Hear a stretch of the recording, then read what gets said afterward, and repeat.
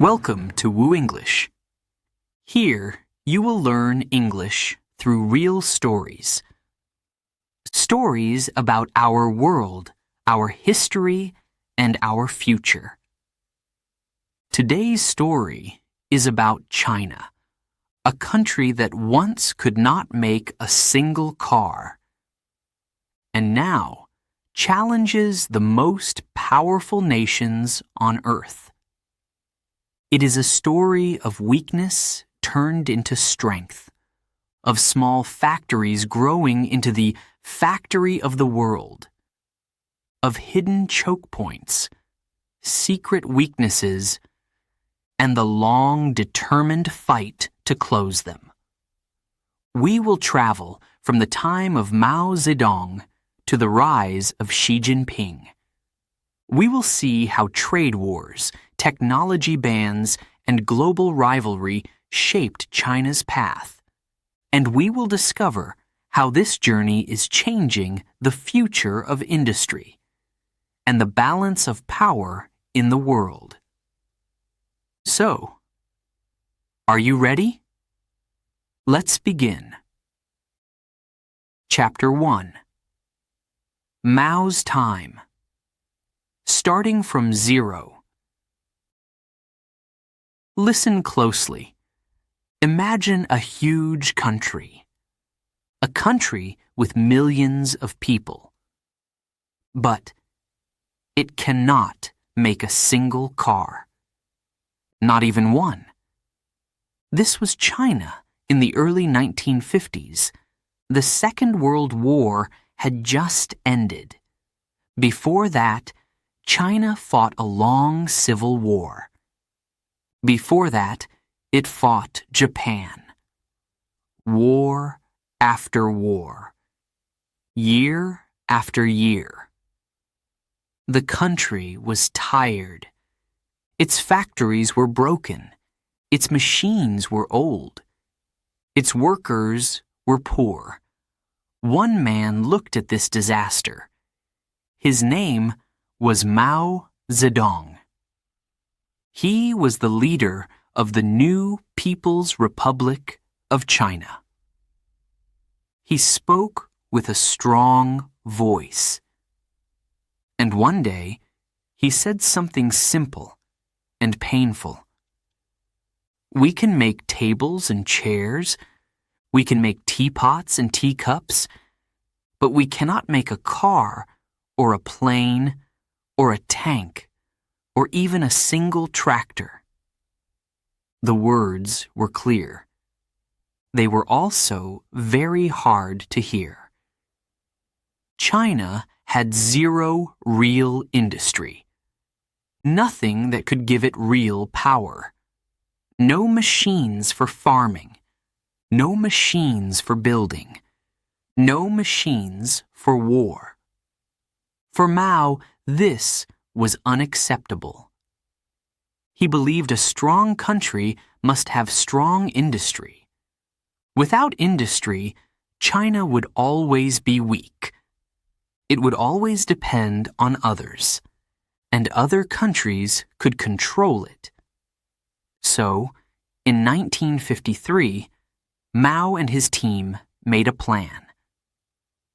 It was called the First 5-Year Plan. The idea was to build big factories. Factories that could make machines, not just small things. The plan had help from the Soviet Union. At that time, the Soviets were China's friends. They sent engineers. They sent machines. They sent designs. They taught Chinese workers how to build. One of the most important projects was in a city called Luoyang. Luoyang is in Henan Province in central China.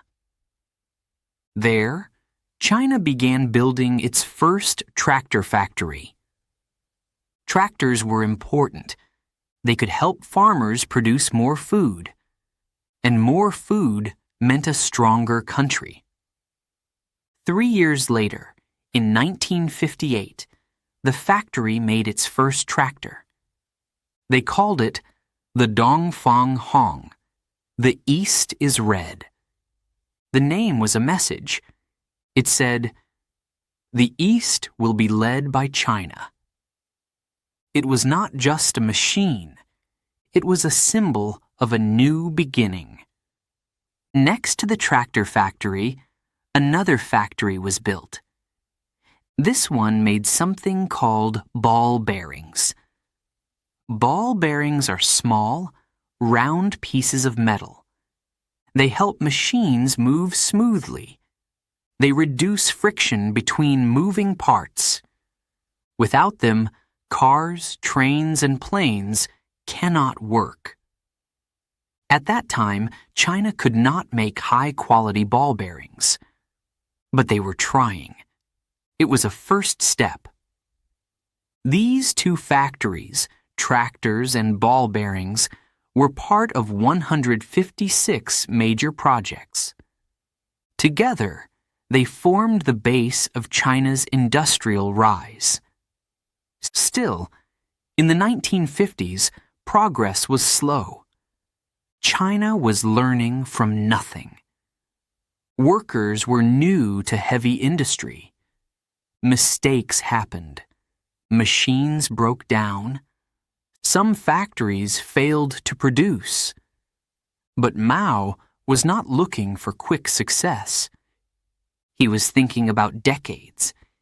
He believed that even small steps forward would, one day, lead to a strong industrial China. At that time, few people in the West noticed. To them, China was still a poor rural country, a place of farmers, not factories. They did not imagine that 70 years later, China would become the factory of the world.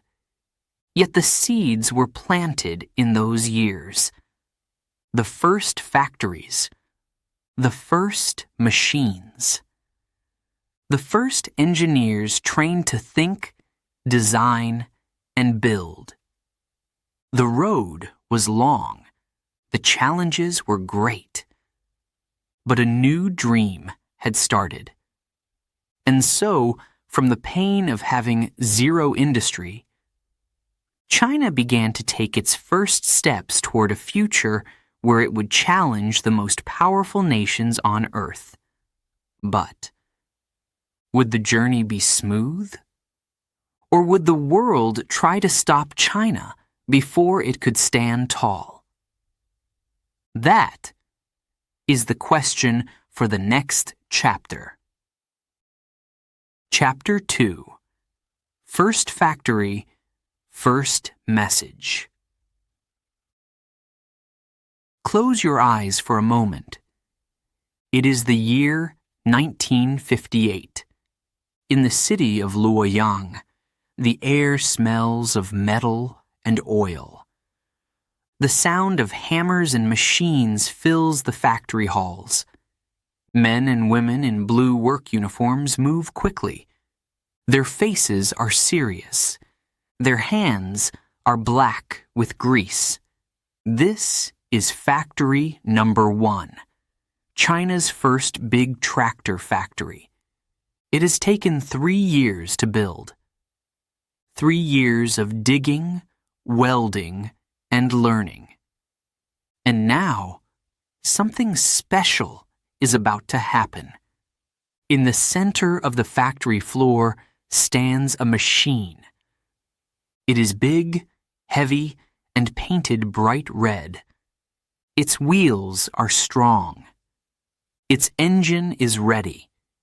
It is the first tractor made in China. Its name? Dongfang Hong. The East is red. A name full of meaning. It says to the workers, to the farmers, to the whole nation, China is rising. The East will lead. The workers gather around.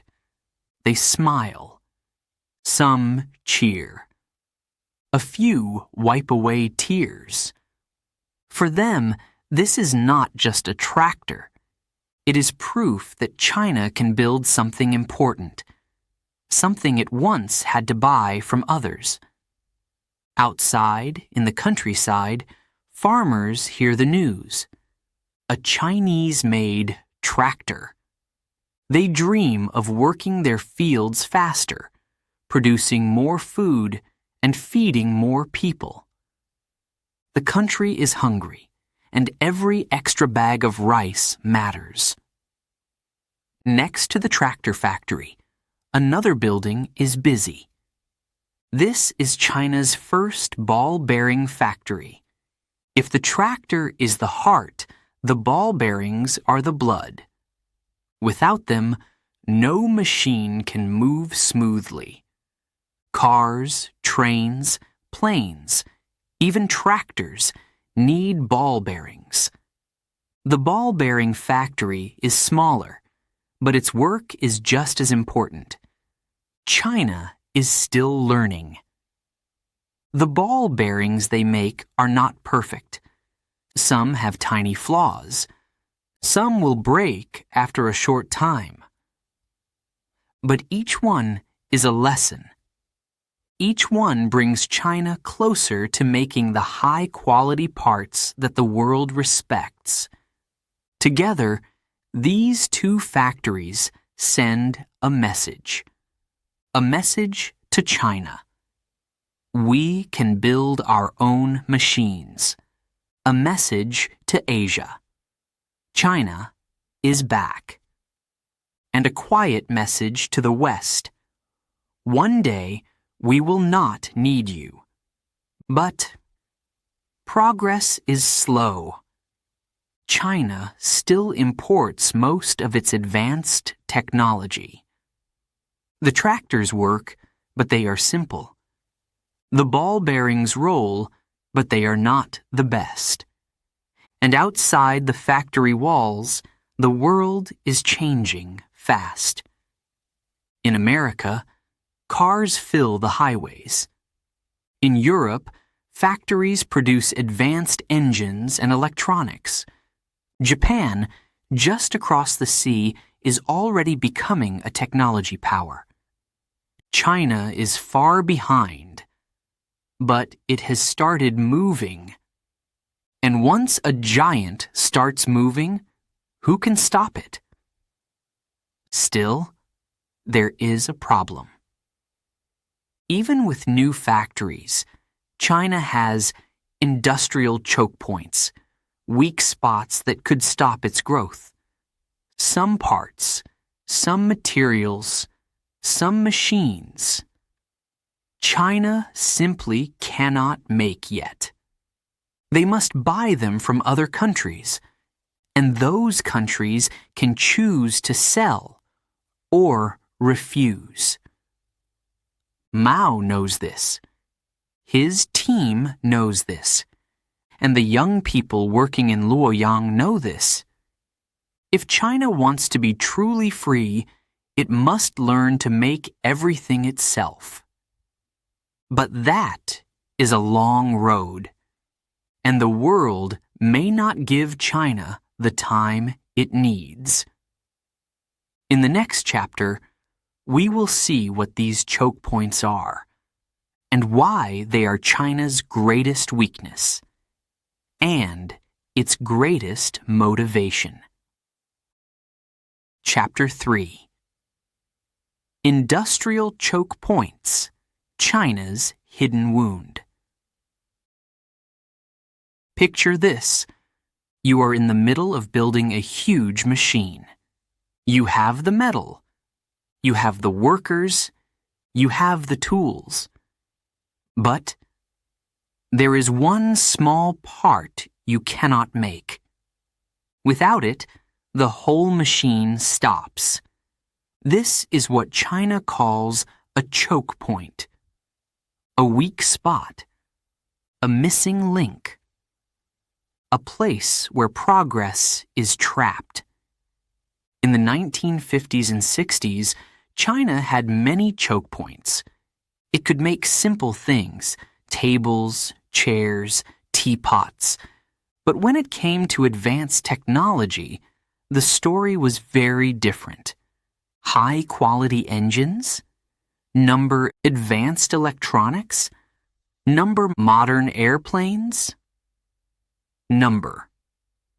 Even small but precise parts, like special screws or bearings, were often impossible to make. Why? Because technology takes time. It takes years of learning, testing, failing, and trying again. And China was starting from almost zero. The West knew this. America, Europe, and Japan understood China's weaknesses very well, and in a way, they liked it. Why? Because if China depended on them for important parts, China could never be truly independent. These choke points were not just in one area. They were everywhere.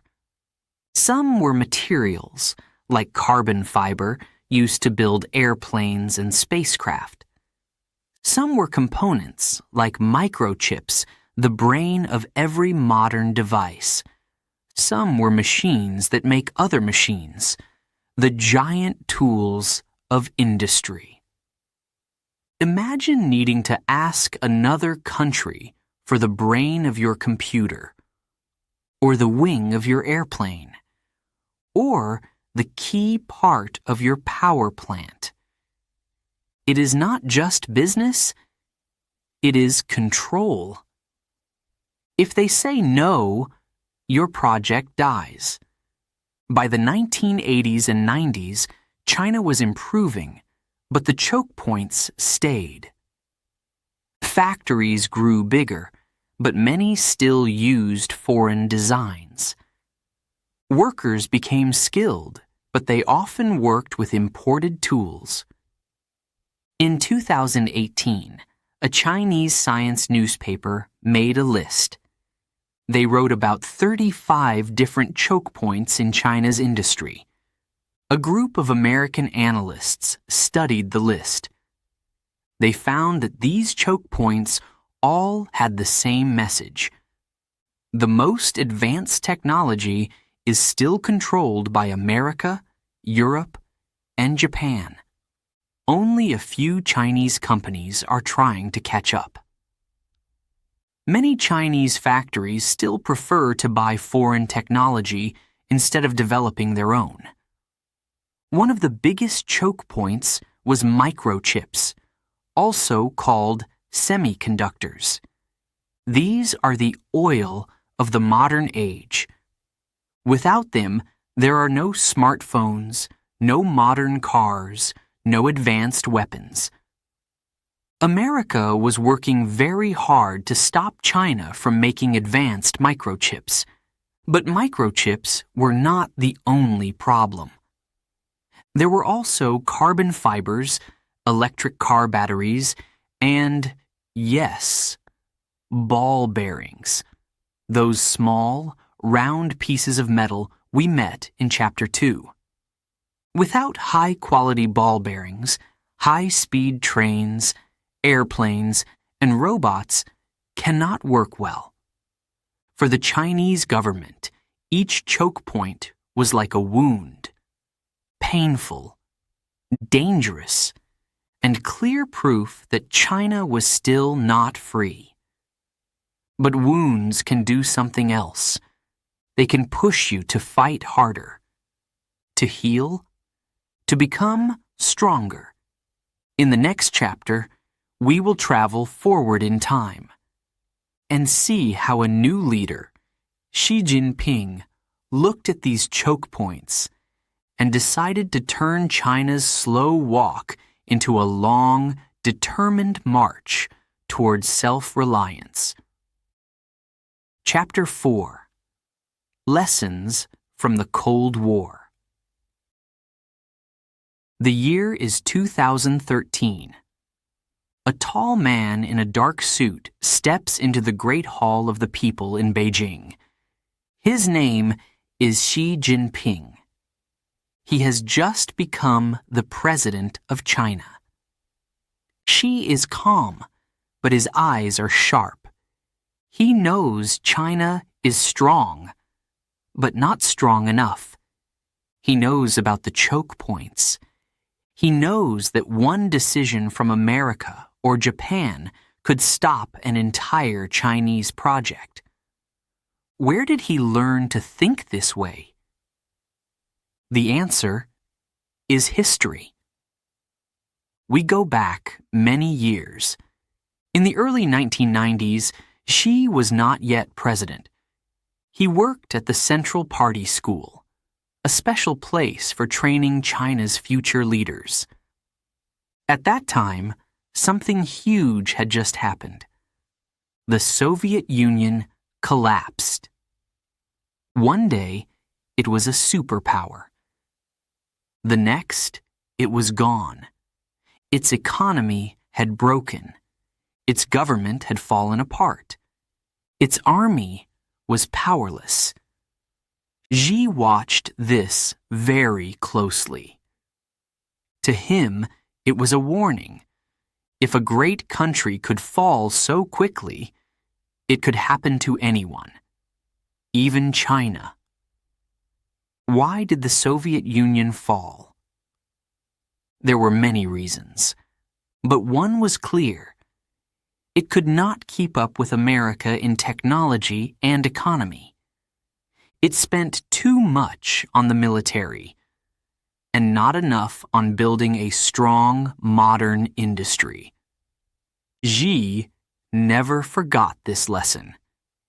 He began telling Chinese officials, "We must not become like the Soviet Union. We must be strong in technology. We must be strong in the economy, or we will be weak in everything." For years, China followed this careful thinking. The goal was not to fight America directly. The goal was to grow quietly, avoid big conflicts, and become stronger step by step. But then, Donald Trump arrived. In 2018, the U.S. president started a trade war with China. Tariffs, restrictions, bans on Chinese technology. The old, careful plan no longer worked. Xi looked at the situation and made a choice. China could no longer just avoid danger. It had to prepare to win. It had to plan for a long struggle, like a new Cold War. This was not a war with guns and bombs. It was a war with factories, research labs, and innovation. The winner would be the country that could make the best technology, without depending on anyone else. In May 2018, Xi gathered China's top scientists in the Great Hall of the People. He looked at them and said, "China must never beg others for technology. Only by relying on ourselves can we protect our national security." The room was silent. Everyone understood what he meant. The future of China's power would be built inside China, not imported from abroad. From that day, the plan became clear. Identify the choke points. Invest money, talent, and time to close them. Build everything China needs in China. It was the beginning of a new phase in China's story. A phase where the country would fight to break free from foreign control in every key industry. But what were the first battles in this long war? And could China really catch up to the West in the most advanced technologies? In the next chapter, we will see how China moved from defense to attack, and how the trade war with Trump pushed it to run faster than ever before. Chapter 5. From Defense to Attack. The year is 2018. The air between Beijing and Washington feels heavy, like a storm is coming. On one side, the United States. On the other, China. The new U.S. President, Donald Trump, has made his decision. He will not treat China as a friendly trading partner. He will treat China as a rival. It begins with tariffs, extra taxes on Chinese goods. Soon, there are restrictions. American companies cannot sell some high-tech products to China. Then, there are blacklists. Chinese companies banned from buying American technology. For decades, China had walked carefully. It avoided direct fights with the U.S. It focused on growing its factories, training its workers, and building its cities. But now, the fight had come to China's door. In Beijing, President Xi Jinping meets his top advisors. The question is simple and serious. Should China try to calm America, or should China prepare for a long struggle? Xi's answer is clear. We will not retreat. This is not just trade. This is about our future. We must depend on ourselves, and we must win. A new plan begins. The goal is no longer just to avoid collapse, like the Soviet Union. The goal is to compete and eventually overtake America. Factories across China start working on local replacements for foreign parts. Scientists are told to focus on critical technologies, the ones that can decide a nation's destiny. Billions of dollars are sent to research labs. The U.S. tries to make life difficult. It blocks China's access to advanced microchips. It cuts off special software needed for designing them. It warns other countries not to sell China key materials, like carbon fiber and specialized machine tools. But instead of breaking China's spirit, the pressure makes it stronger. Each ban becomes a challenge. Each restriction becomes a motivation.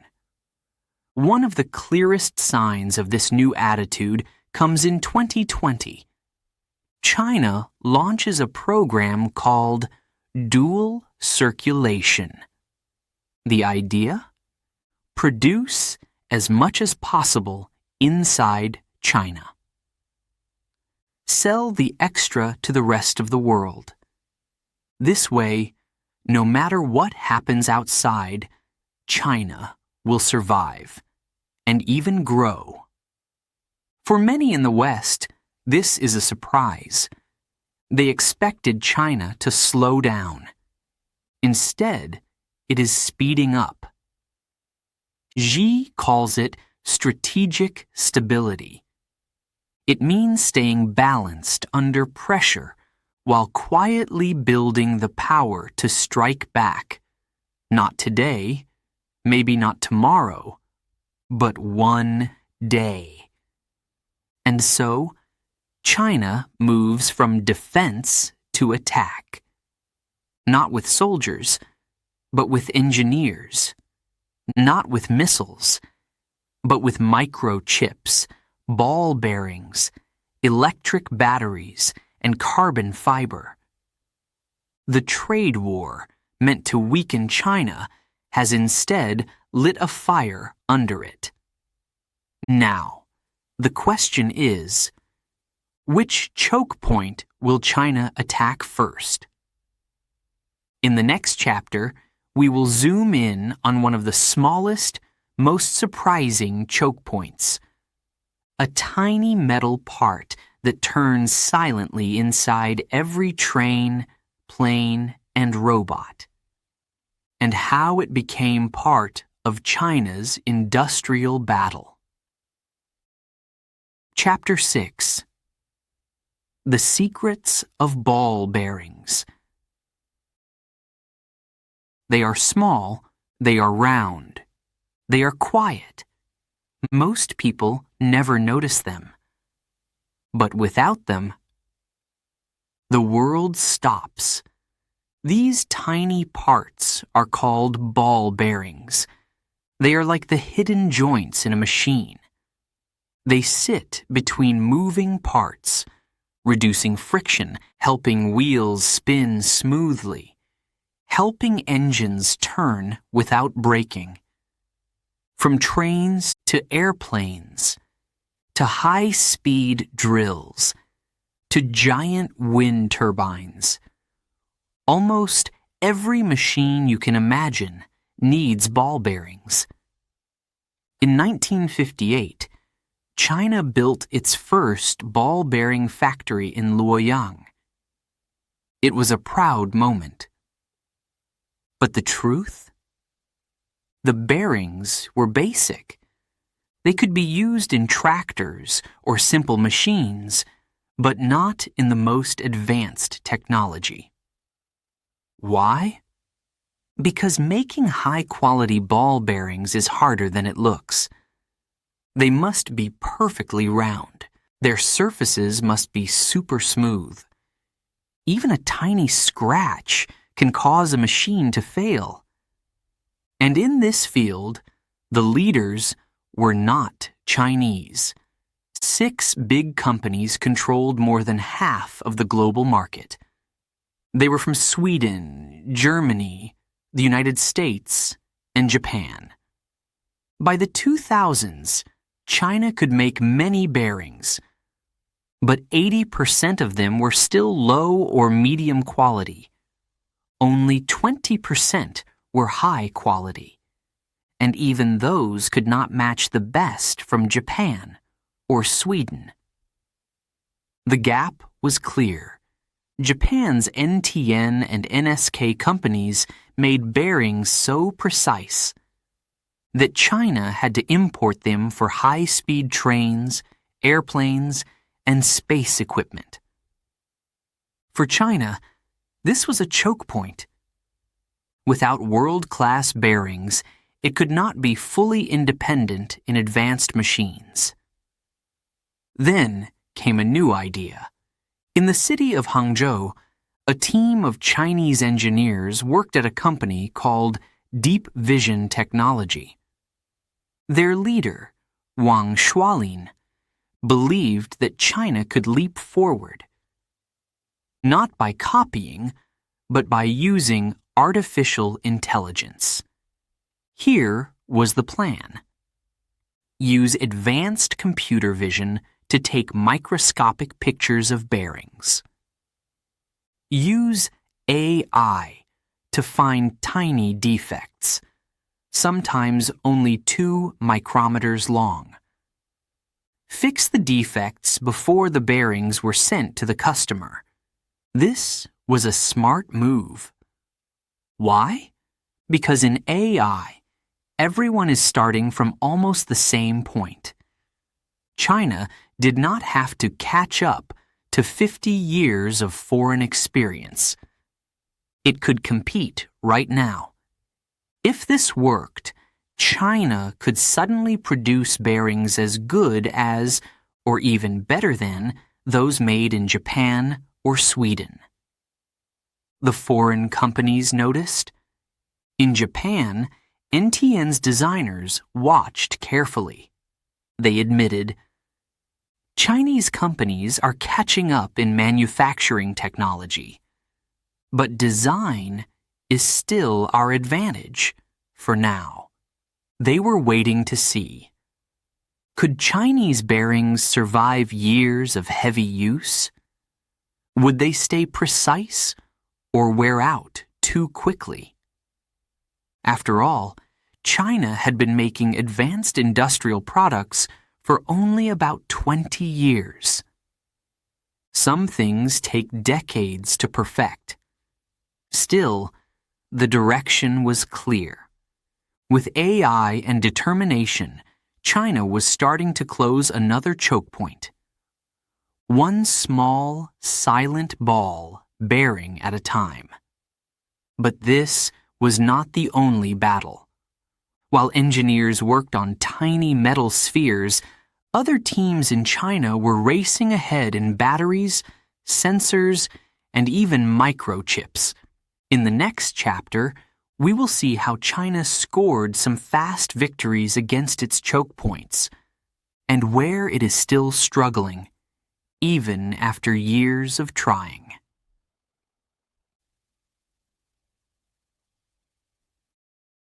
Chapter 7: Chinese Victories and Delayed Battles. The story of China's industry is not just about struggle.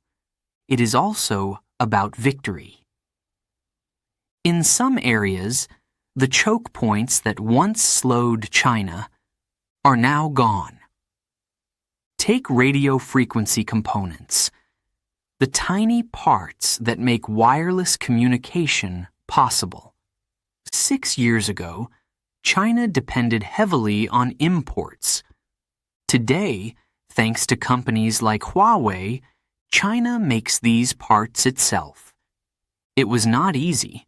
The US tried to block Huawei, cut off its suppliers, and limit its software. Many thought Huawei would collapse, but instead, Huawei adapted. It built its own designs.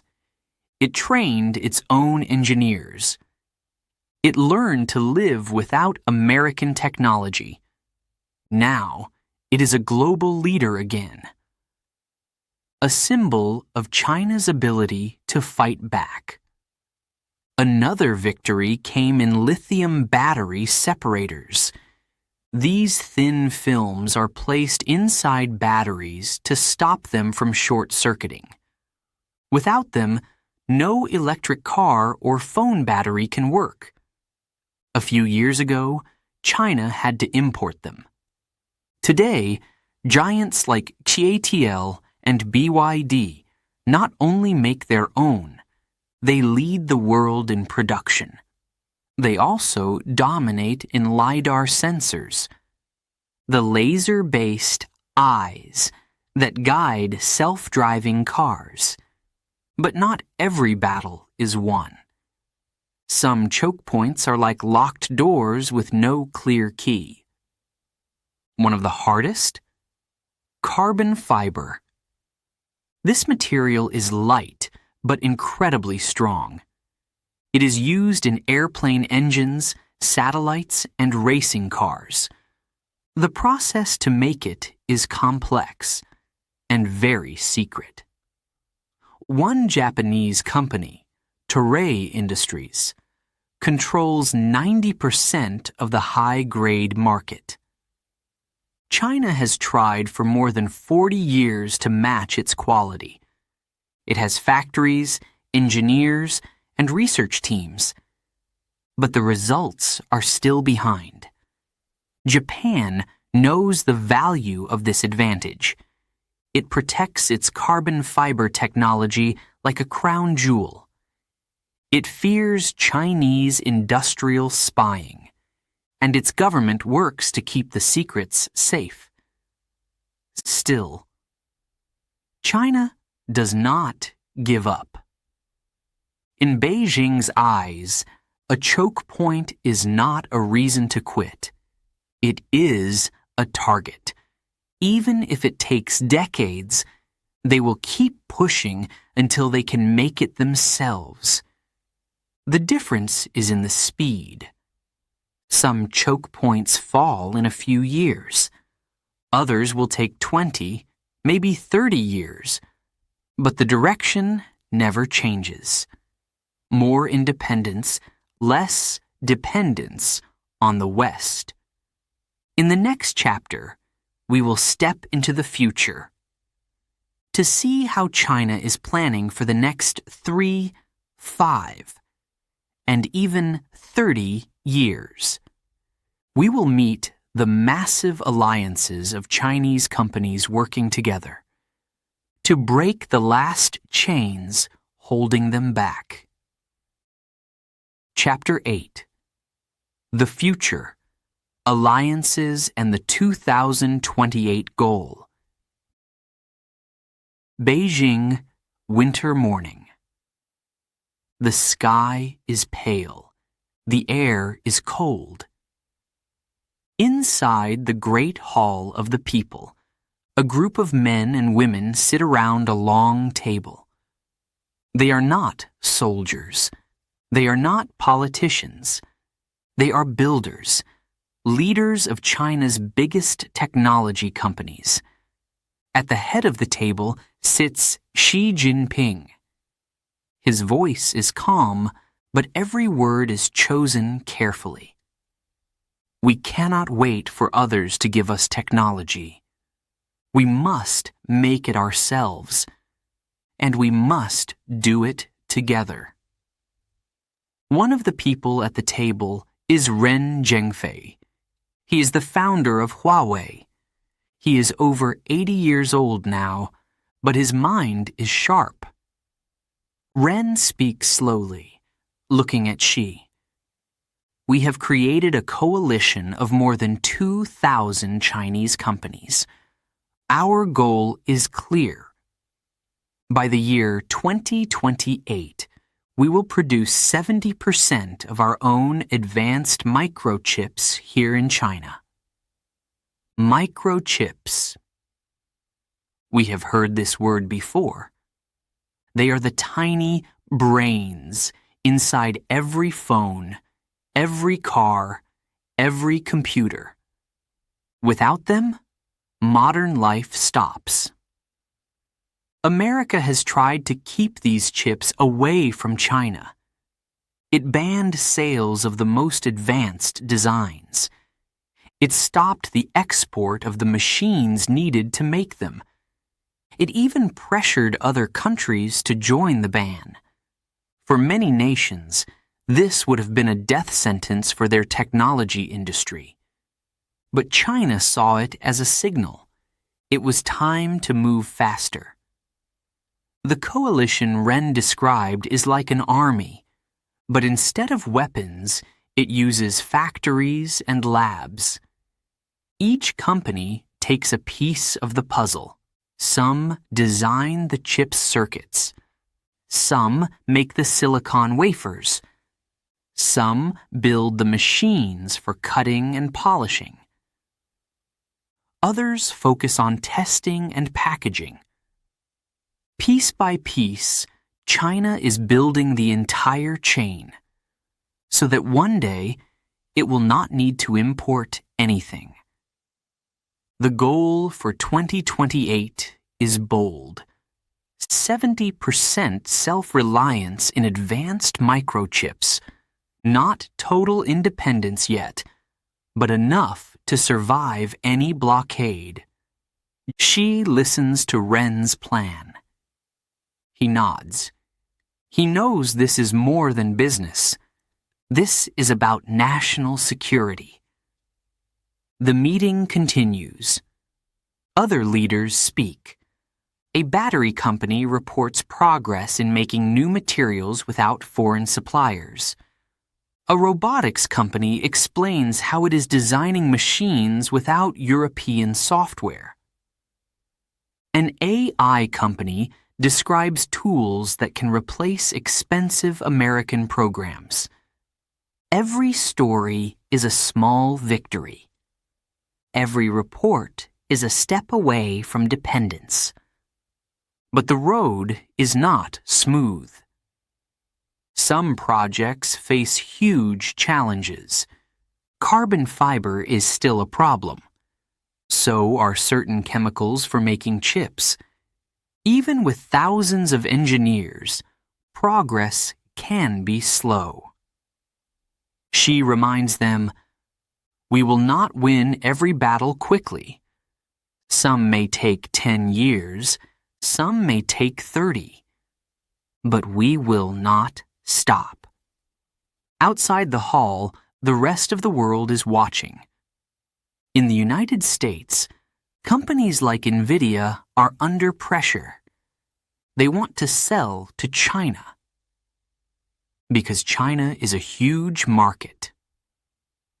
But the U.S. government fears giving China more power. In Japan, officials discuss how to protect their own industrial secrets. In Europe, some see opportunity in working with China. Others see risk. The global technology race is not just about money. It is about who controls the future. For China, the strategy is clear. 1. Identify the choke points. 2. Build local replacements. 3. Unite companies into powerful alliances. 4. Invest massive resources into research. The year 2028 is just one target. Beyond that, China's leaders are thinking about 2050, when they hope the country will be the undisputed leader in technology and industry. It is a long game. The kind of game where patience is as important as speed. Where one small breakthrough, like a better battery, a faster chip, or a stronger material, can change the balance of power. The meeting in Beijing ends. The leaders leave the hall. Outside, the city is busy as always. Trains arrive, factories work, students study in libraries. Somewhere in a lab late at night, an engineer tests a new design. If it works, it will close one more choke point. If it fails, they will try again tomorrow. This is how China moves forward. One part, one idea, one success at a time. In the final chapter, we will ask the big question. When China reaches its goal, will the United States and Europe accept it? Or will the race turn into something even more dangerous? Chapter 9. The Endless Race. The year is 2030. The sun is rising over Shanghai's skyline. Glass towers shine in the morning light. Cargo ships move slowly along the river. The city looks peaceful. But behind the calm, the race continues. By now, China has reached many of its goals. It makes most of its own microchips. It leads the world in electric batteries.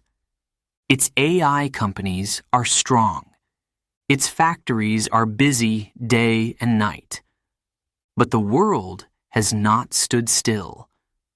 The United States, Europe, and Japan have also moved forward. They are not watching quietly. They are running their own race. This is not a normal competition. It is a race without a finish line. Every time China closes one choke point, new ones appear. A new material is invented. A new type of quantum computer is designed. A new generation of AI changes everything. Technology never stops.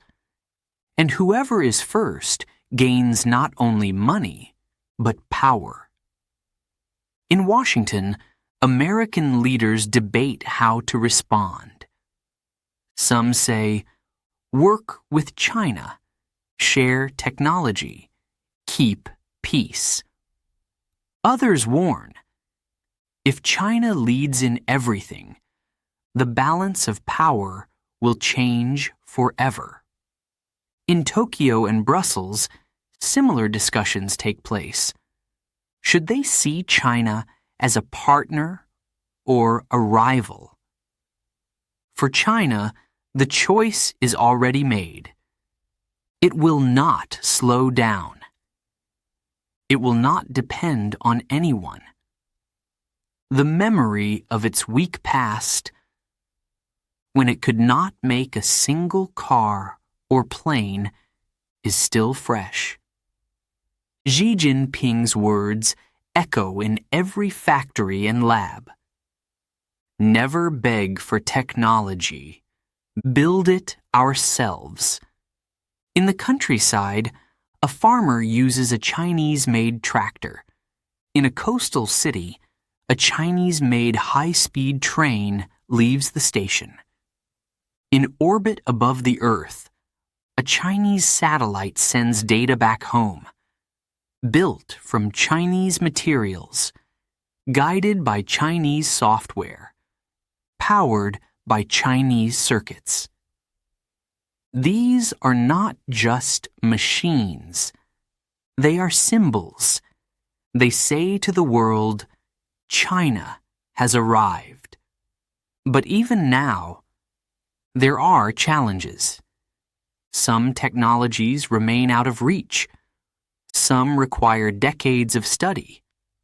Some may never be fully mastered. Yet China's strategy is clear. Turn every weakness into a project and every project into a success. The race goes on. There is no finish line. Only the next target, the next breakthrough, the next challenge. For the rest of the world, the question remains, will they compete against China or compete with China? One thing is certain. The time when China was only the world's factory is over. Now it wants to be the world's innovator. And in this endless race for technology and power, the whole planet is watching, wondering who will lead. When the next sunrise comes,